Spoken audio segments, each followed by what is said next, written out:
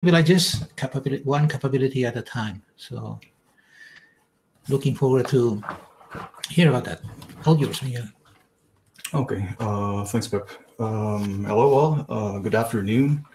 My name is Miguel Duarte. As Pep introduced me, I'm a senior software engineer working for Red Hat on the networking team of the downstream distribution of KubeVirt. I'm here to present privilege dropping one capability at a time, where I'll explain what capabilities are, how they are used, and especially how we have refactored KubeVirt's code to make use of, to remove these features, thus making the overall solution more secure. So let's jump into the agenda. I will briefly explain what Linux capabilities are and what they provide. From there, I'll make a short explanation of the KubeVirt architecture, especially focusing on its process model and how security can be involved there. And with these two pieces, we can clearly define the problem and the goal we're trying to solve and the goal we're trying to tackle. From there, we'll move to the implementation section, where I'll iterate each of the capabilities we are dropping here, and we'll conclude the presentation with a list of tiny nits that we have yet to address. And let's jump into the introduction about Linux capabilities. In Linux, you have two types of processes. You have privileged processes and unprivileged processes. The privileged ones are run by a super user, effective user ID 0, and the unprivileged ones are literally everything else. And this is interesting because the privileged processes entirely bypass the kernel permission checks. It does not check to whom does the file belong to, who owns what, which group it belongs. It just bypasses everything. As such, this makes a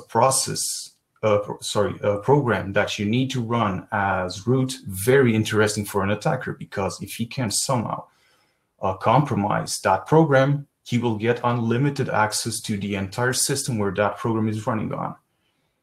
And this one-size-fits-all solution is clearly not ideal.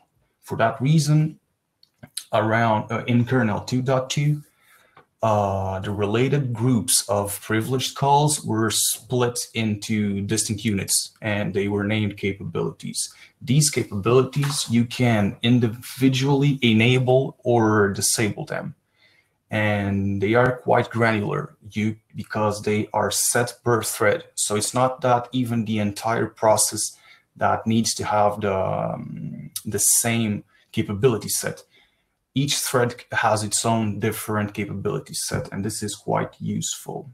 So as an example, imagine that you have a program that needs to create a bridge, and instead of forcing the program to run as root, you just enable in it the netadmin capability, and it will be able to create the bridge. A malicious user or an attacker, if she or he manages to compromise that program, he will not be able to destroy the entire file system. He will only be able to mess up your networking. Well, it's less than what he had before. And that's the overall idea behind the capability system. And let's jump to the KubeVirt architecture session, especially its process model. This image is a bit complex, but I'll try to simplify it and focus on the three things that I find interesting here. So we have one process, which is the virt controller, that is responsible for specifying the pods where the virtual machines will be executed. We have virt-handler, which is the KubeVirt's agent in each of the nodes. And then we have the virt-launchers, which are a pod that encapsulates libvirt and qemu processes and will, in fact, be executing the virtual machines of the users. It's very important to highlight here that the virt-handler pod, which is KubeVirt's agent, is a privileged component of the architecture. As a privileged component in the architecture, This tiny box gets all the privileges. It has all the capabilities and can do pretty much everything.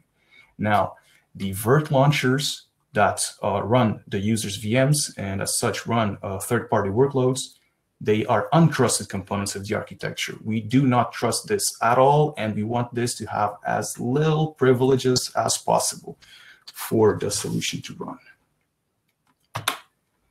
And having said that, we can move into the part where I explain how KubeVirt configures networking for the distinct virtual machines.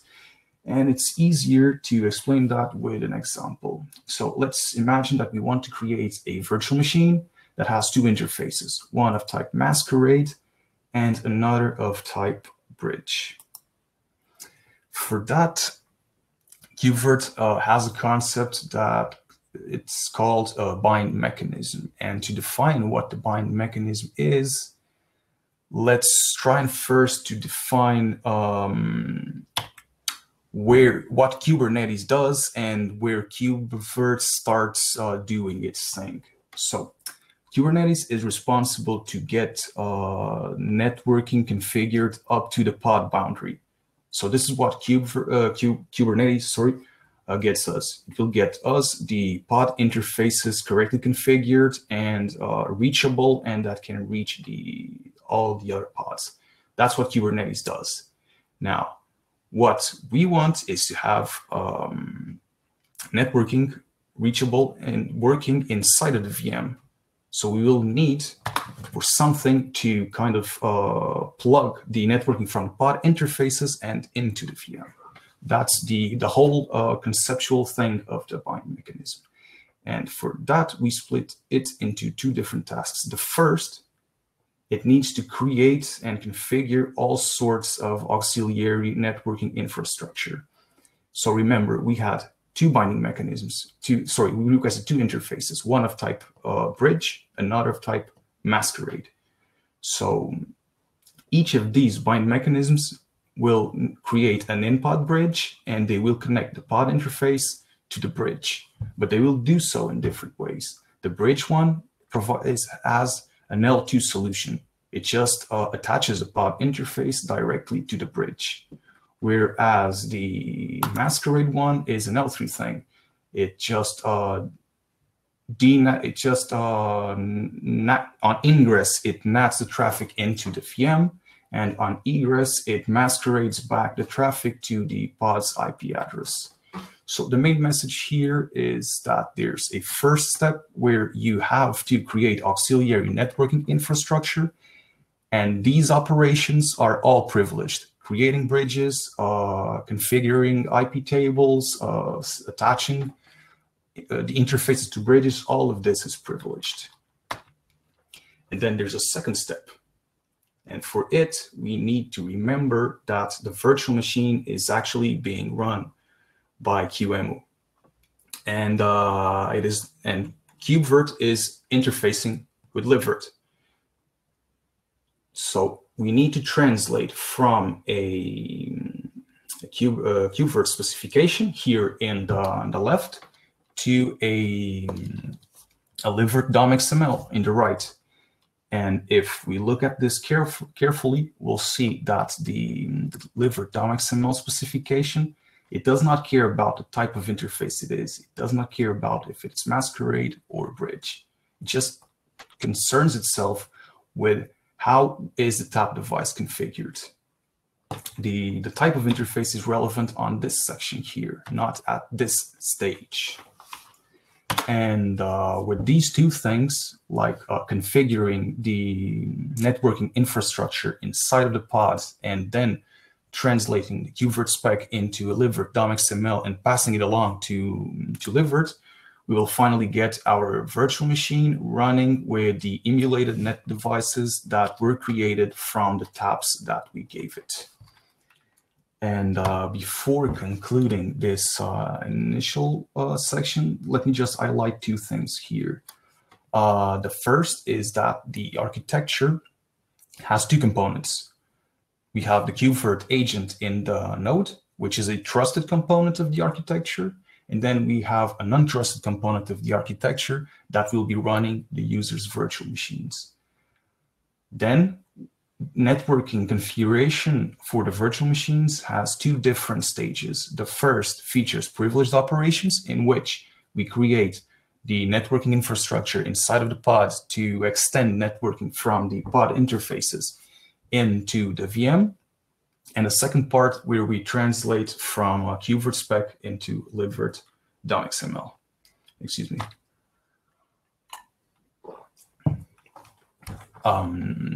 With this knowledge, we can now define our problem statements and the goals we have.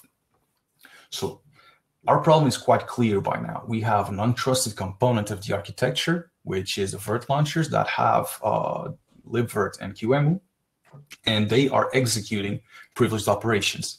They are configuring and they're creating and configuring networking infrastructure inside of the pod. And we do not want that. We want to move that to the trusted component of the architecture. As such, our goal is to remove the capabilities netadmin and CAPNETRAW from the untrusted component. And I hope this kind of enables us to understand that the first thing we needed to do here was to move the initial phase where we configure the pod networking, where we create the bridges, configure the bridges, and attach the pod interfaces to the bridges. We needed to move that away from our untrusted component. So what we originally had was this, where we first create all these networking infrastructure, and then we were translating from a KubeVirt specification to a libvirt.xml. We had to change that to something else, and that something else is quite literally the first step of it, like where you create the networking infrastructure. We needed to move that to the trusted components of the architecture. But it still had to be done in the untrusted components network namespace. This is very important. To do that, we needed to, from the trusted component, the virt-handler process, we needed to tap into the untrusted components network namespace, and we do that by accessing its namespace via its process ID. Once we do this, we can then perform the exact same calls, create the bridge, configure the IP tables or NF tables, attach the pod interface to the bridge. All of this is still performed, but the caller is different. It is the trusted component of the architecture that is doing it, but on the untrusted components network namespace.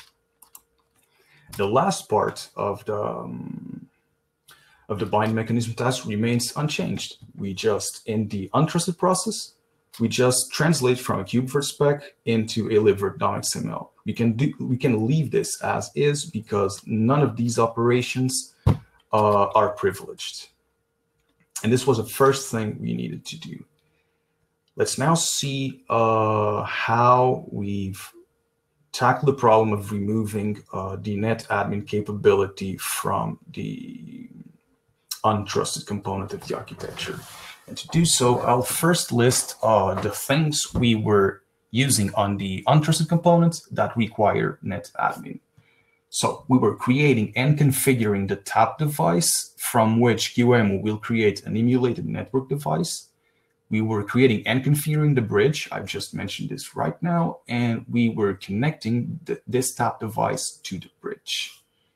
Now, this part where we create and configure the bridge is already taken care of. We have moved this from the untrusted component to the trusted component, which leaves us with these two things: create and configure the tap and connect the tap to the bridge.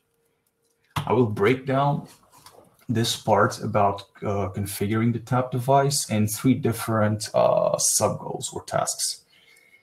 As we did with the bridge, the ultimate goal we have is to move the creation of the tap device, which, by the way, was being created by libvirt, we needed to move this from the untrusted component into the trusted component, into the KubeVirt agent. That is the overall objective of that. But that will give us a simple tap device. We still need to teach libvirt to do less than what it does. Libvirt was creating the tap device for us. We now need it to do less and consume an existing pre-configured tap device. And finally, our second step of the bind mechanism needs to be adapted to use whatever new API libvirt is providing.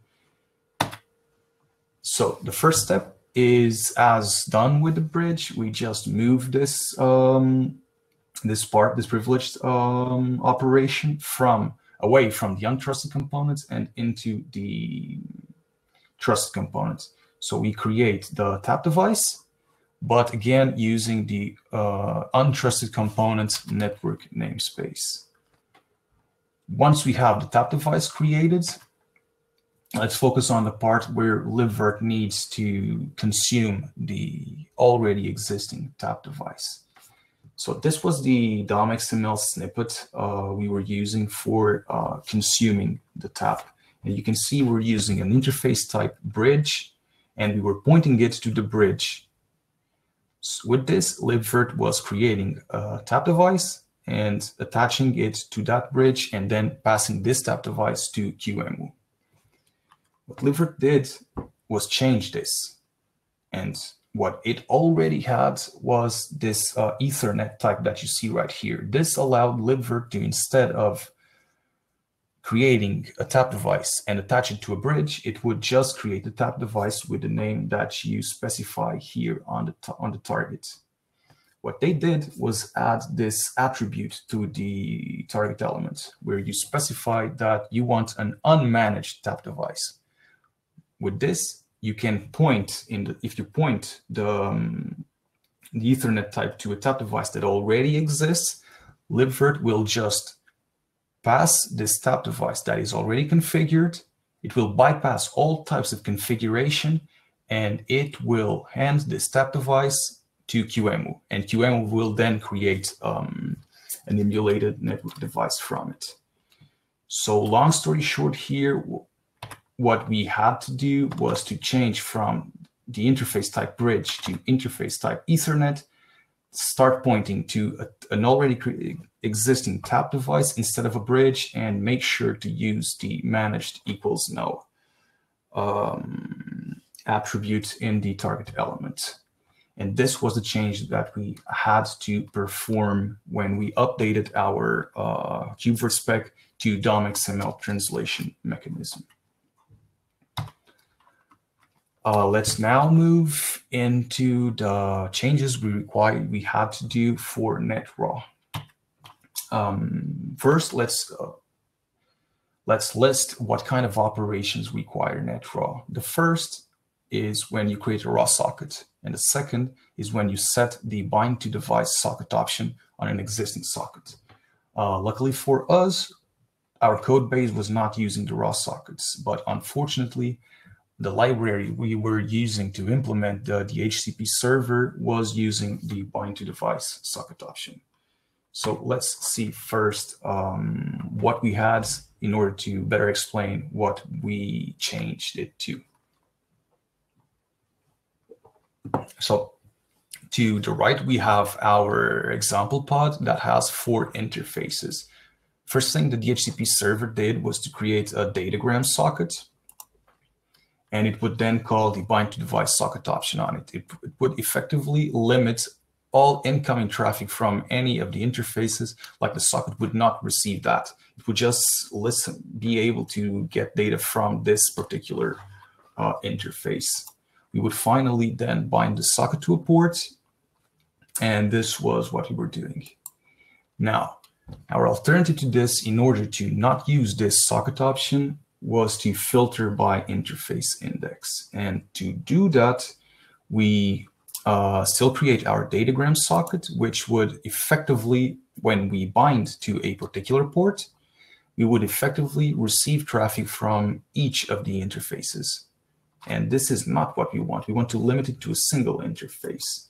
So for that, the first thing we needed in order to filter by the interface index was to request the kernel to decorate each incoming message with the interface index from where the packet came from. So the idea is that each incoming packet will indicate from which interface it came from. And that is done by Linux control messages. And you have your tiny snippet of code that shows how that can be done. Once you have the packets that indicate from where they came from, your application layer can just silently drop all packets that come from an interface that is not the one you're interested on. And when you write to it, you also know which interface you want to write to. And you can specify also that on your Linux control messages. This concludes what we've done with NetRaw. And the full story here is that we were able to drop the NetRaw capability from our untrusted components. We temporarily removed the netadmin capability as well, but we eventually found out that there was a bug on Libvirt that required us to choose between configuring the MTU on the guest virtual machines or not having the capability. So it clearly impacted the features, so we had to reset back the netadmin capability.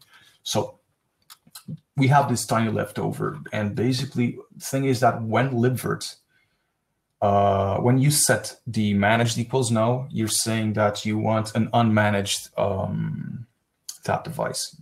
That means that you express that way that you do not want Libvirt to perform any kind of configuration on the tap. But then you explicitly indicate the MTU. So the intention here is that you want the MTU to be propagated to the emulated network device and not to the tap device. Well, Libvirt has a bug in which it configures the tap and sends it to the emulated network device.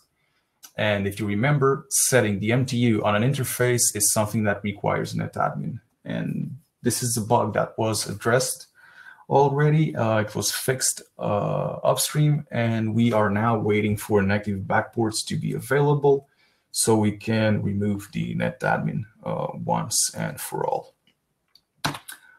This concludes the talk. Thanks all of you for listening, and I'm now available for any questions that you have.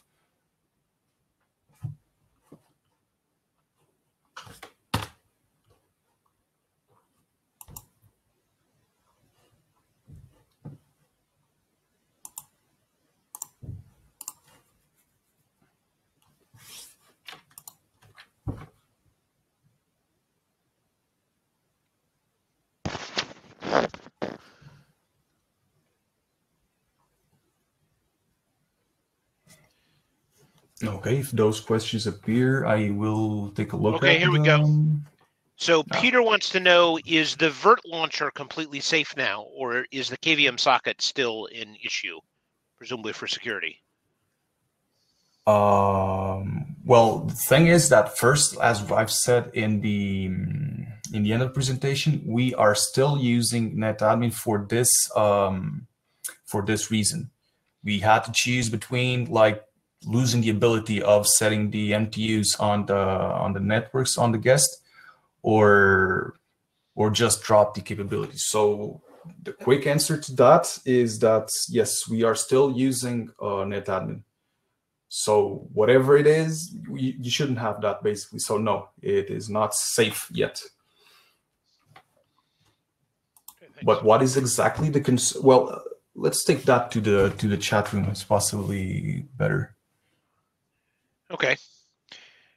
So in Slack, yeah. If people have other questions or comments, please put them in one of the various chats. Or if you want to ask your question out loud. Oh, Dan says we are still running as user 0. That is true. If you want to ask your question or make a comment out loud, then you can say that and I will enable your mic.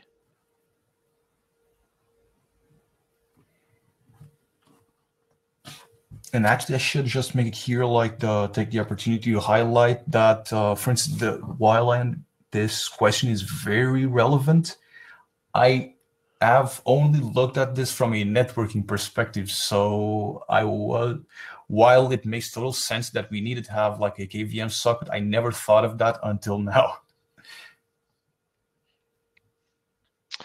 Yep. Okay, that appears to be everything. So if folks think of other questions later on, you can find Miguel on Slack. And